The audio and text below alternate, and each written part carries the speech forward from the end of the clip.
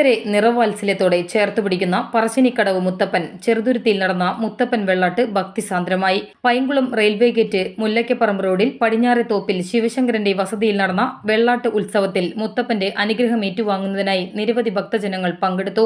കണ്ണൂർ ഷാജൻ പെരുവണ്ണാനായിരുന്നു മുത്തപ്പൻ തെയ്യ വേഷധാരി. പറശ്ശിനിക്കടവ് മുത്തപ്പന്റെ രൂപം കെട്ടിയാടുന്ന ഏറെ വിശേഷമായ ചടങ്ങ് മേഖലയിലുള്ളവർക്ക് ഭക്തിയുടെ പുതുതലം പകർന്നു നൽകി.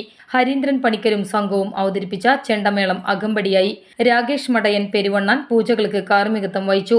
ചടങ്ങുകളിൽ പങ്കെടുക്കാനെത്തിയ മുഴുവൻ പേർക്കുമായി വിപുലമായ അന്നദാനവും ഒരുക്കിയിരുന്നു.